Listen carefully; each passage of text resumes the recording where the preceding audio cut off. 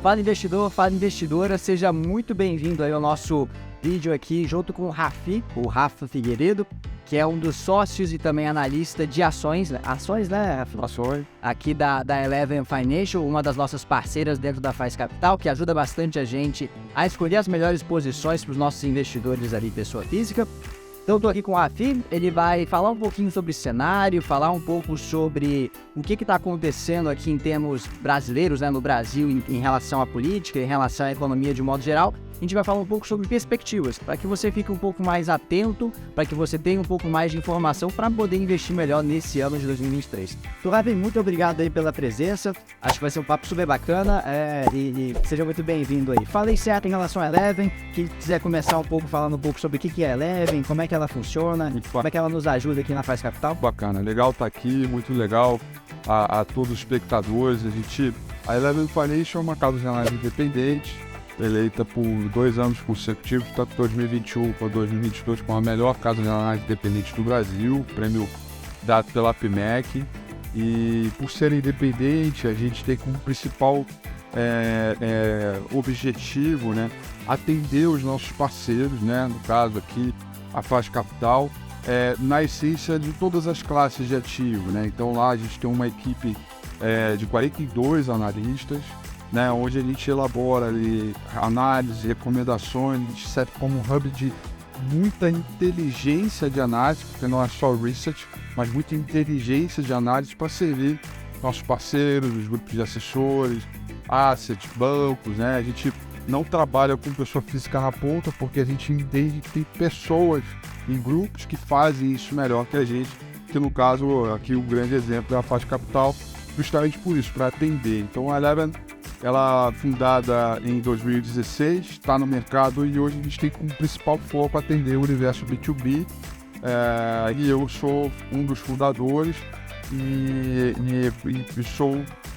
tenho perfil lá mais de estrategista para o mercado de ações, né? Então a gente faz uma alocação gigantesca e através dos cenários que a gente vê junto com a nossa equipe de macroeconomia.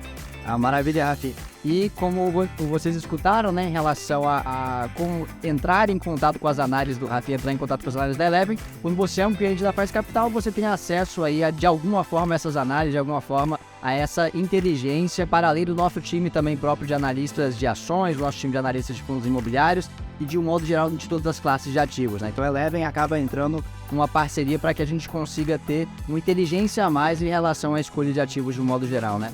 Agora, Rafi, e esse cenário, hein? Como é que está essa economia nesse ano de 2023? Como é que estão as expectativas? Como é que vocês estão enxergando, agora, de um modo um pouco mais generalizado, né? Como é que vocês estão enxergando aí essa economia para esse ano de 2023? A gente vem de 2022 com uma economia muito forte, mas muito vitaminada, né? Teve diversas políticas de macroeconomia e micro do ano passado, no governo anterior, que deram uma certa bombada adicional numa atividade econômica, num PIB que já vinha para o crescimento, né? Todos os auxílios, todos os estímulos, a redução dos impostos, tudo isso ele acarreta num movimento de aceleração brutal de atividade, né? Provavelmente para 2022 a gente vai ter um PIB, uma leitura de PIB aí um pouco mais acima de 3%, um dos poucos países, né, de emergentes que tem esse registro, mas entenda que muita coisa ali foram doses, né, de vitaminas adicionais e não só apenas um crescimento orgânico. Então, Kelvin, eu começo com essa parte porque existe o carrego, né? Quando a gente tem um PIB muito forte de um ano, o ano anterior ele já traz algum carrego, porque a própria propensão marginal, né, de consumo, de produção, ela também é um pouco maior adicionalmente. Então, por causa desse PIB forte de 2022, essa leitura a gente vai ter agora, né, no início de março, aí, se eu não me engano, quinta-feira amanhã, a gente vai ter já esse dado, esse registro. Muito provavelmente a atividade ela já vai ser um pouco menor, ela cai drasticamente, porque você tem um PIB muito forte de 22, mas ao mesmo tempo tivemos uma explosão de subida de taxa de juros Selic, né? a subida de taxa de juros Selic tem uma coisa chamada efeito defasagem, que é o quê? Ele sobe a Selic, mas o efeito de contração monetária é um efeito que demora de 6 a 9 meses. Então o que está acontecendo é que esses efeitos estão sendo surtidos esse ano. Pelo nosso cálculo e também pela variável da taxa Selic, que provavelmente não vai cair esse ano, a gente tem uma perspectiva de atividade econômica de PIB para coisa da ordem de 0,7%, 0,5% para hoje 23.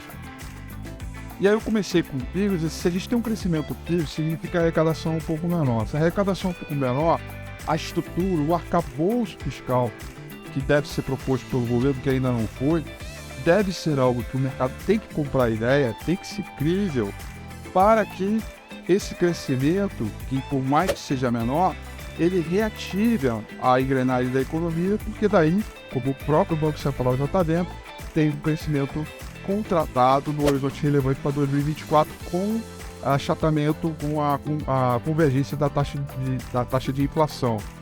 Então, o do economês agora para o pratiquês, para ficar mais fácil, né? A gente espera uma atividade menor.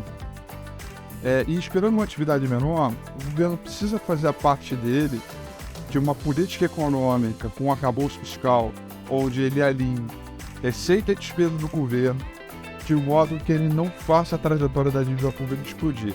Se ele alinhar essa expectativa aqui, em termos de economia, significa ancorar as expectativas, provavelmente ele começa a achatar a curva Selic futura, né, para 24, já com um crescimento contratado, e aí a gente tem aí um crescimento um pouco maior. E por incrível que pareça, Bolsa de Valores deve reagir muito mais a uma possibilidade de crescimento para 2024 do que uma atividade de meio 0,7 para 2023.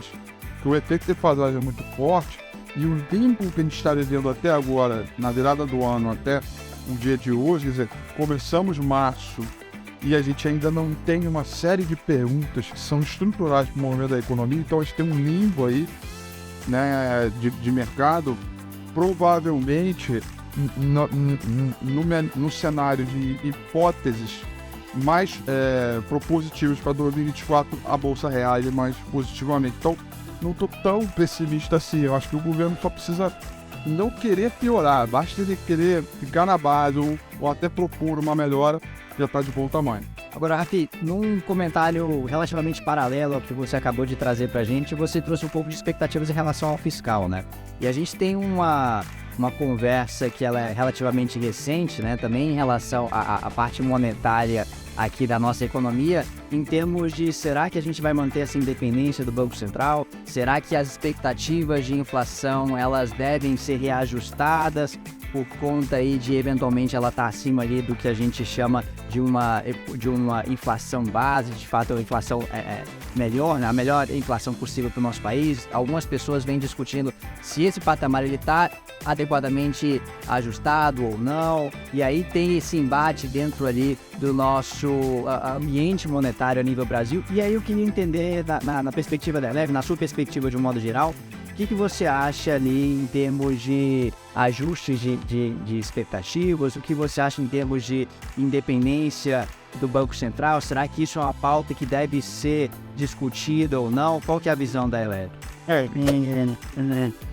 Dando um passinho atrás para a gente ir numa mesma linha de pensamento, o que está acontecendo hoje é que as expectativas, quando a gente fala de Banco Central, de fiscal, quando a gente fala de política monetária, as expectativas futuras elas estão desancoradas. Essa é uma expressão que a gente usa no sentido, ou melhor dizendo, estão desancorando, porque elas nunca estão definitivamente desancoradas. O desancorado vem no caos, né? Elas estão desancorando.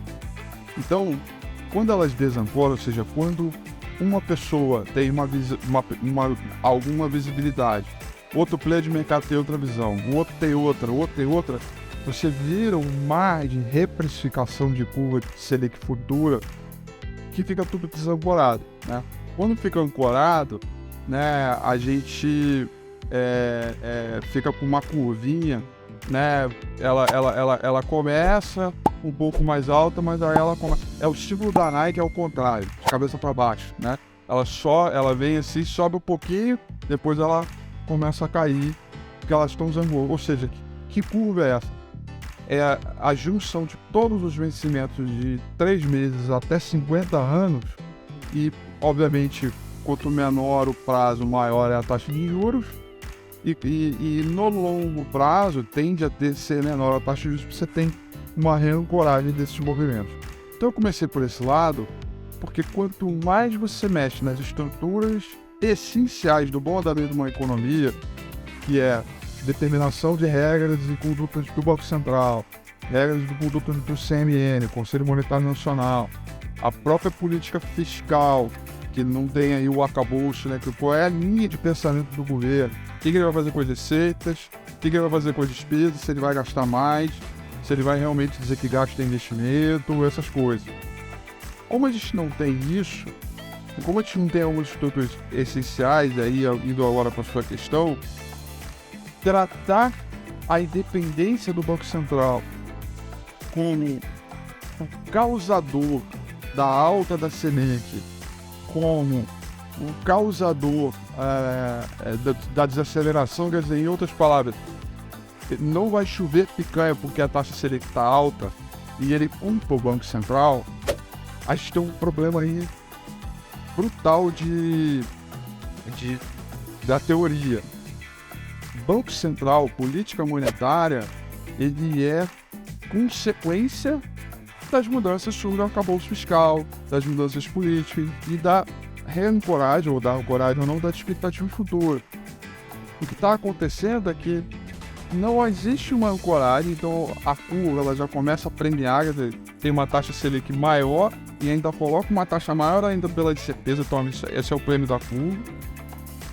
E quando você bate no Banco Central, você bate num cara que, se você alinhasse, se você trabalhasse junto com ele, você realinharia as expectativas, você realinharia os movimentos.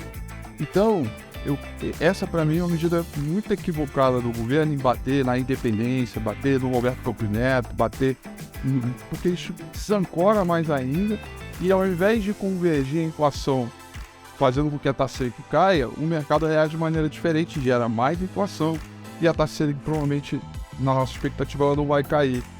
Então ele erra ao bater, né? Eu acho que tem que trabalhar junto. O Roberto Campos Neto no Roda Viva, ele foi muito bem ali e ele subiu uma bandeirinha de trégua dizendo, olha, vem junto comigo que a gente junto é mais forte.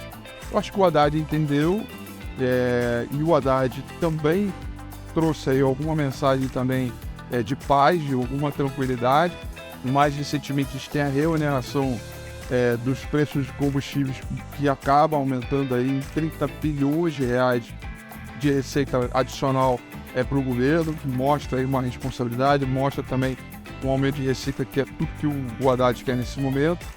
Então acho que há uma tendência natural agora tirarem a pauta de independência do Banco Central, de bater na taxa de juros alta, e o governo realmente fazer a parte dele, sobretudo no âmbito fiscal, trazer uma credibilidade, porque a curva vai convergir. A taxa de juros ela é cíclica, mas ela não pode ser marretada. Tá alto, reduz.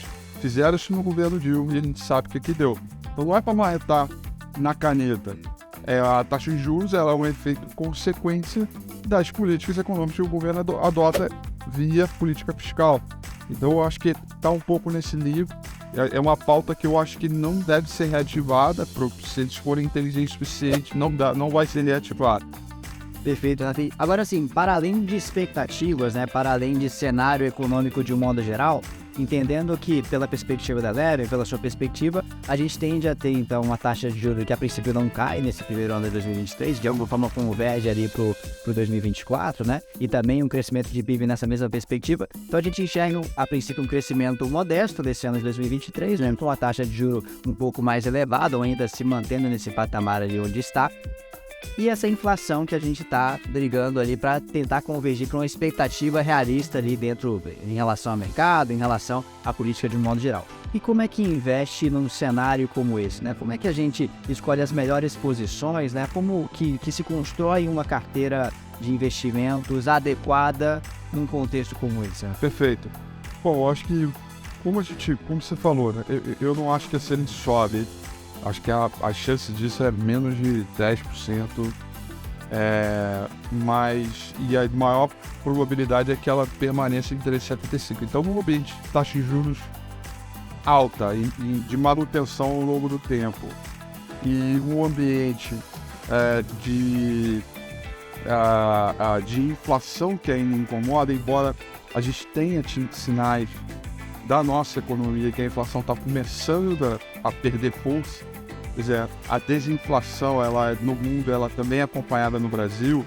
Quer dizer, a única coisa que a gente tem que pedir é para São Pedro não chover demais em algumas áreas de alimento, né, para não provocar uma escassez e o preço de alimento sobe. Mas eu acho que tudo que tinha que dar spike e acelerar preço e repassar já fizeram. O último agora foi na última leitura do IPCA 15, foi o setor de educação, né, volta das escolas, das aulas, repassaram e aí foi o cara que mais marcou ali no IPCA 15.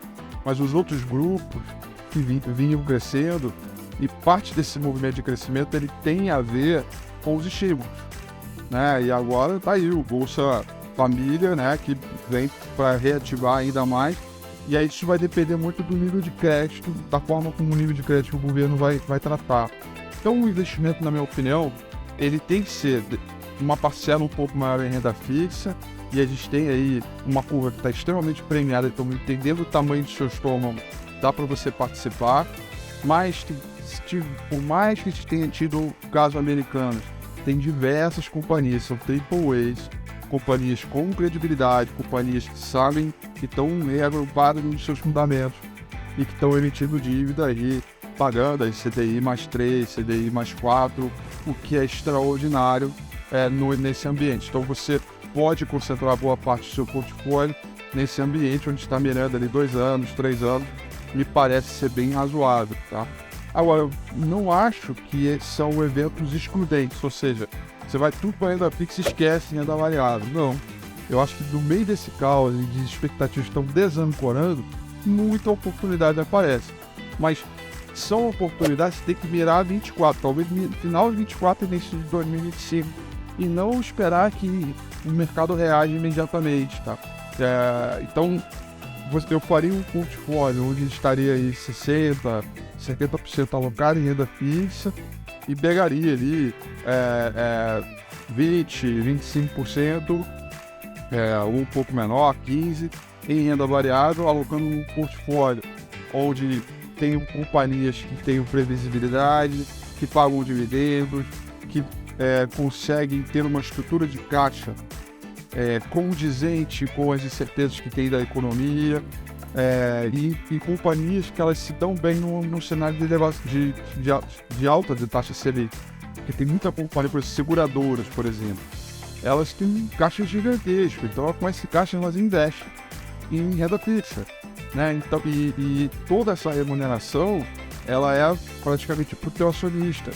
Então é bacana você investir em uma ação que é de renda variável, cujo ela tem a sua atividade principal, mas ela tem um caixa gigantesco que ela realoca, isso volta em formato de dividendos, volta em formato de juros sobre capital, remuneração, recompra, alguma coisa desse tipo.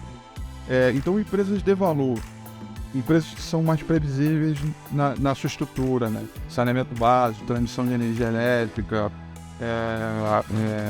mercados de commodities, energia, minério, indústria financeira, que no caso bancos, não todos, mas bancos bem estruturados, né, que fizeram suas provisões de maneira adequada, acho que são ativos para você compor esse 15%, 20% nesse contexto, e ao longo do tempo fazer o rebalanceamento. Porque se a gente está vendo um 24 com uma aceleração de atividade e menor inflação, independentemente da discussão se a meta de inflação ela vai ser um pouco maior ou menor, se a inflação está convergindo e a atividade está começando a acelerar, você tem uma mola propulsora aí que ela é muito pró-mercado, muito mercado de ações. Então você começa o ano um pouco mais na defensiva, até porque a gente tem muitas perguntas do que respostas pelo lado do governo, mas vai reequilibrando esse cenário ao longo do tempo. Quem sabe até numa postura mais arrojada, eu já estou falando já, segundo semestre de 24, você está 70-30, mas na forma contrária, entendeu? Mas até lá é muita avaliação, muito sentimento de estômago, perfil de risco, entender o que está fazendo, ter conhecimento. Se tem risco? Tem, mas como é que você reduz o risco de todas essas posições? Tendo pleno conhecimento sobre o que você está fazendo. Essa já é uma forma brutal, né? Então, os assessores podem ajudar a passar a melhor comunicação sobre o que é aquele ativo, o que ele faz, para você justamente entender onde você está pisando e qual é o seu perfil de risco, se ele é adequado àquela recomendação. É mais ou menos nessa linha que a gente está trabalhando, está com um portfólio focado em renda variável, entendendo que ele vai começar mais lento, deve acelerar, inclusive já fazendo a publicidade aqui, existe um portfólio da Faixa Capital que é feito pela Eleven, por nós lá, no qual eu toco diretamente junto com a minha equipe. Então esse portfólio ele está com essa premissa, né? Pegar boas companhias, mas não esperem retornos imediatos, né? Não é uma carteira de giro, não é um portfólio que que ele está programado na sua inteligência de você semanalmente ou mensalmente fazendo trocas o tempo inteiro. É um portfólio que está mirando 24 com uma formação de cabeça de aumento de posição dessa custódia ao longo do tempo, não é imediatamente, entendendo que alguma hora essa curva de juros vai fechar e aí é o mercado acionário que deve ganhar fôlego. Ele é hoje o patinho feio, mas o investimento que a gente está fazendo hoje nesse portfólio exclusivo Faixa Capital by Eleven entendendo que ele vai virar o patinho bonitinho lá na frente. É só entender a transição. Se você alinhar a expectativa, você está entrando num portfólio que a gente está montando e que, poxa, não é para você ficar olhando toda hora e achar que 2023 vai ser o melhor ano.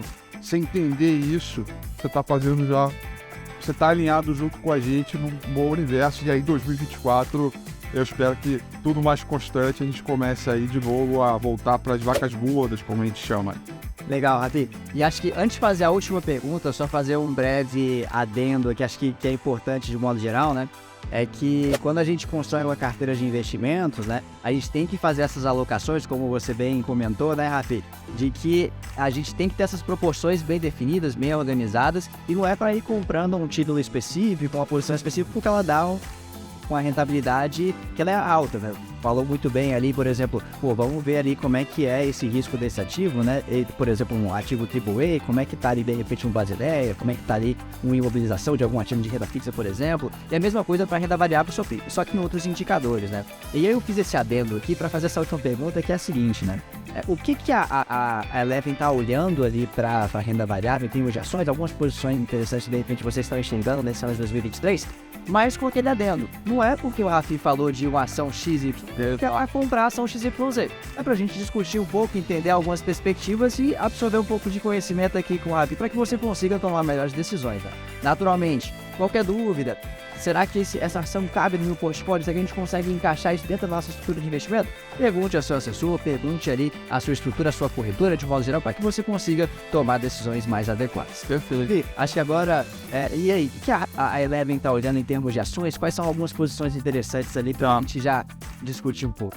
Bom, eu acho que a primeira coisa é que tudo que tiver ligado ao mercado internacional e das empresas brasileiras que estão conectadas com esse mercado internacional, commodities que se receitam em dólar, acho que já tem um benefício adicional, porque todas essas questões que a gente tratou de política fiscal, de arcabouço, de curva de juro, você levemente empina a curva e o real desvaloriza. Então o real desvalorizado, todas as empresas que têm receita em dólar acabam tendo uma receita adicional só pelo fato de você produzir o Brasil, mas vende em dólar. Isso é ótimo. Então, mercado de commodities, sendo mais objetivo, eu acho que a indústria ligada a minério de ferro, alumínio e cobre, pela reabertura da China hoje na madrugada de hoje a gente teve a leitura dos chamados PMIs, que são chamados índices de gerentes de compra da China oficial, né, de manufatura. E todos os dois mostraram um crescimento maior do que as expectativas, pelo segundo mês consecutivo, reativando a ideia de que a China está rampando, está voltando, está reabrindo. E o crescimento chinês, ele sensibiliza muito a atividade brasileira e mercado de ações brasileiro. Então eu acho que para essa composição, a Vale para mim, é o melhor ativo, né? Empresa caixa líquida, empresa com um dividendo muito baixo, empresa que está ligada ao mercado internacional, a maior mineradora, e a necessidade de reabertura da China significa também estimular o seu mercado interno através da indústria do segmento imobiliário, e que isso deve revigorar para o rebar, que é a barra de aço, o minério, o cobre, e a Vale, para mim, é o play para compor esse movimento, né? Então ela acaba sendo a rede natural Brasil nas coisas ruins, né? Eu até brinco lá na Eleven, eu falo, na dúvida, Vale. Fico brincando com isso. Hoje de manhã já até brincamos de novo por conta do PMI, tudo na dúvida vai. Para ter esse ponto, atravessar esse ambiente de incerteza local, usando o mercado internacional, acho que a Vale, para mim, é um bom play para esse movimento. O outro é que, dado o ambiente de taxa de juros alta, eu acho que o setor financeiro e bancos, eles são os caras que, ao mesmo tempo, ganham com taxa Selic subindo e também com taxa de juros caindo. Então, ele é um cara que, tudo bem, ele perde porque a atividade é um pouco menor, então ele faz menos negócio com o dinheiro, seja instituições financeiras, pessoa física, o que for. Mas no ambiente de taxa de juros elevado, como ele é praticamente dono de todo o spread, né, os grandes bancões, então tem rentabilidade ali também sobrando na mão dele por seu monopólio ali. Então, eu acho que o Itaú e Banco BTG, para nós, lá na Eleven, são dois caras que são capazes também de atravessar, fizeram boas provisões, tanto no caso americano, como as provisões do trimestre, do terceiro tri também do ano passado. Nessas provisões, eles estão mais alinhados com as expectativas, já colocaram uma ideia no seu guidance de inadimplência um pouco maior, sobretudo Itaú, né, por conta da carteira de crédito. E com o mercado ali meio que não vai, eu acho que a área corporate, a área de IB do BTG, sem sombra de dúvida, deve ganhar um ritmo danado, deve fazer negócio, deve ter muito M&A, deve ter muita estruturação, e eles são bons em fazer isso, ganham dinheiro bastante fazendo isso, né? Tudo bem, tomar a Tungada e Americanas pra gente é um one-off, é um único evento, não é estrutural, não é sistêmico. Então são essas duas composições. E só isso aí a gente já está falando aí de quase 30% do Ibovespa, já é uma boa composição. Aí no detalhe, empresas da indústria local, mas que estão mirando o mercado internacional, podem ser boas, né? Assim, da indústria, maquinário, máquinas e equipamentos VEG, que o investidor estrangeiro olha muito bem, Tupi, que pelo parque industrial, a busca por um novo parque industrial. Eu acho que o investidor estrangeiro está olhando o Tupi com um olhar diferente, porque ele abriu o seu mercado para a Ásia-Pacífico muito mais intensamente do que antes. Então, China reabrindo, eu acho que o Tupi vai ser um play importante para abastecer esse mercado. Então, a gente está olhando muito do que a gente tem hoje para compor o mercado internacional. Definitivamente, eu diria que é mais fácil falar do que a gente não compraria, do que a gente não faria. E aí, definitivamente, são as empresas mais alavancadas, são empresas que têm aí, sofrem um pouco mais por conta do serviço da dívida, né? A dívida está aumentando, a Selic aumentando, o cara tem que, os seus compromissos, os serviços da dívida estão ficando cada vez maiores, isso reduz margem, reduz lucro, né? E vai enforcando as companhias. Então, essas empresas de consumo local, consumo varejo, tem uma posição ou outra que a gente gosta, mas não é uma coisa que a gente olha de uma forma macro, como, por exemplo, commodities e setor financeiro. Acho que com essas companhias que eu falei, já tem um bom portfólio aí. E, final do ano, volta aqui e me cobra. A gente faz uma variação de novo e vamos ver.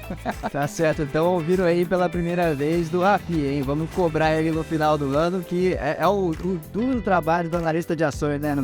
A gente fala e aí depois, no final das contas, a gente vai discutir. É mais ou menos por aí. Pessoal, é um pouco disso que a gente queria trazer aqui nesse vídeo de hoje. Muito obrigado aí, Rafi, pela presença. Mais uma vez, né, aquele adendo super importante. A partir do momento que a gente tem essas perspectivas, essas análises aqui do Rafi, não é para sair comprando as posições sem ter uma devida assessoria, uma determinada análise, porque também não é para a gente colocar um portfólio, de repente, 40% numa posição só, porque daí a gente tem um alto risco ali de volatilidade na sua carteira e de repente isso não vai se concretizar com resultado no longo prazo, né? Então, como sempre, né, saiba que se você precisar de qualquer apoio, a gente aqui na Faz Capital, o pessoal aqui na Eleven também como parceiro, estão à disposição para que a gente consiga construir a melhor carteira possível.